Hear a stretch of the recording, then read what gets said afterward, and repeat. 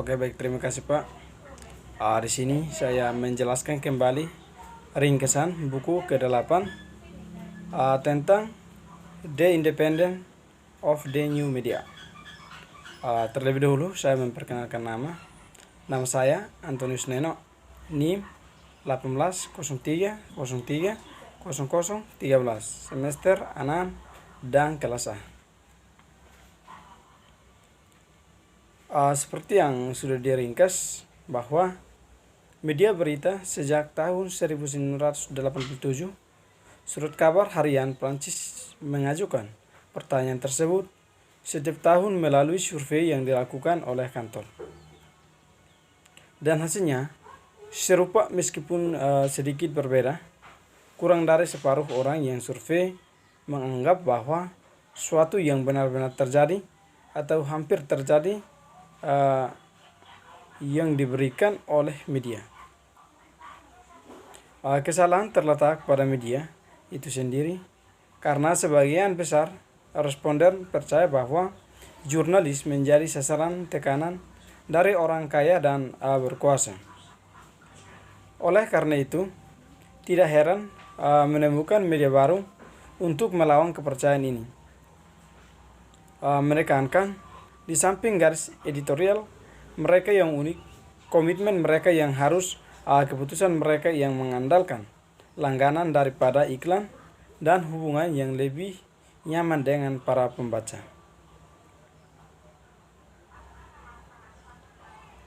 Lalu yang berikut itu konteks ini menunjukkan bahwa meskipun masalah telah bersama kita selama lebih dari 1 abad, pertanyaan tentang kemerdekaan media dan masalah hari ini, gejolak baru-baru ini dalam game informasi yang ditandai secara khusus oleh gelombang baru, konsentrasi ekonomi, dan suara yang terdengar. Kekuatan digital besar dan algoritmanya tidak memperbaiki posisi ekonomi kebanyakan media maupun kondisi kerja Jominalius atau persepsi publik terhadap informasi yang dihasilkan.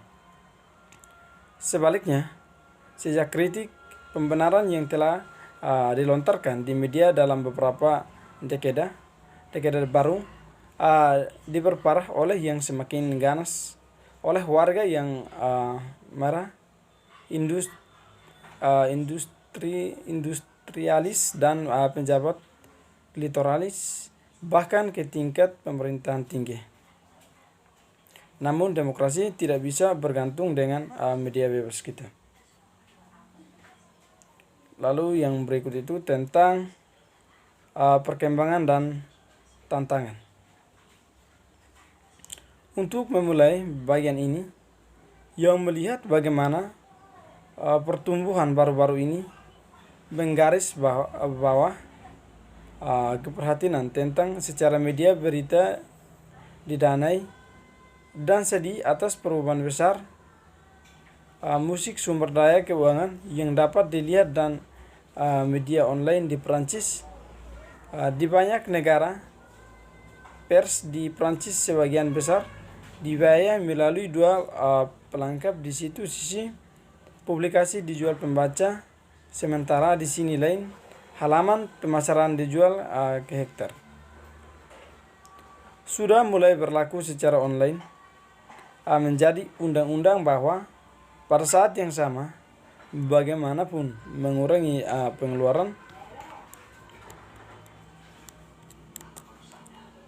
pengeluaran, dan yang berikut itu dapatkan crowdfunding. Sejak pertengahan 2010-an, media berita di Prancis tampaknya telah mengadopsi crowdfunding hampir secara sistematis.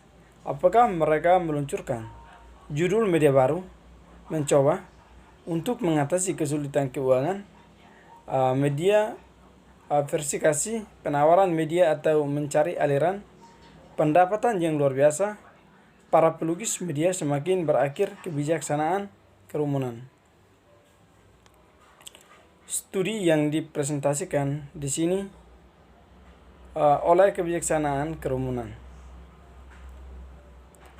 oleh yang menyebabkan tujuan organisasi media melakukan kampanye 2013 hingga 2016 serta metodenya dan menempatkan dalam konteks sosial dan historis yang lebih luas. Mulai dari abad awal, K2 Pers mulai mempekerjakan jurnalis profesional dan menjadi industrinya sendiri pada kuartal terakhir abad ke-19 dan menugaskan diri sendiri misi pelaporan yang buruk daripada menulis berbasis untuk mempengaruhi publik. Sejak saat itu, isu biaya yang menjadi sumber pendapatan dan kepemilikan modal semua aset di bawah sini, ini yang penulis pakai dibuat. Yang berikut itu memberikan kontribusi signifikan bagi komunitas dan media independen. Yang merupakan tandingan dari sebelumnya, Michael menganalisis busur komentar dan media independen menggunakan crowdfunding atau tidak berbeda dengan Prancis. Meskipun media menghadapi krisis ekonomi serupa, ada sangat sedikit orang yang telah melakukan kampanye. Crowdfunding tidaklah mengherankan jika media publik atau swasta besar tidak melakukannya. Namun yang lebih mengejutkan bagi masyarakat dan media independen yang merupakan subjek dari 60 ini menjadi partisipasi serta mereka menghasilkan atau merangsang. Lalu yang berikut itu tentang masalah sosial, ekonomi, moderasi komentar di situs web berita Prancis. Keyakinan bersama yang telah lama bersama pada nilai-nilai positif dan inklusif dari ekspresi online telah menghasilkan Prancis dan negara-negara lain dalam pembentukan sistem partisipasi online di mana-mana media telah melaporkan peran penting.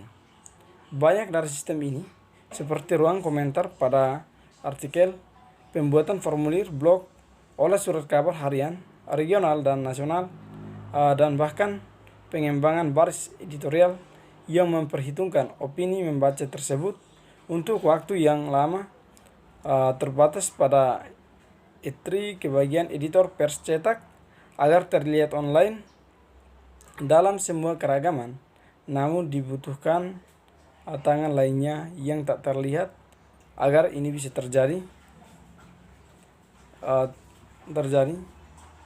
Tangan itu memiliki moderator komentar.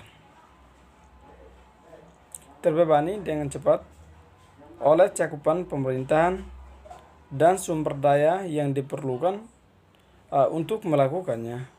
Media menutup penjualan mereka dan mengubah pekerjaan ini menjadi spesialis di Prancis, moderat di pasar, dialog politik, dan di mana hanya 3 perusahaan yang buka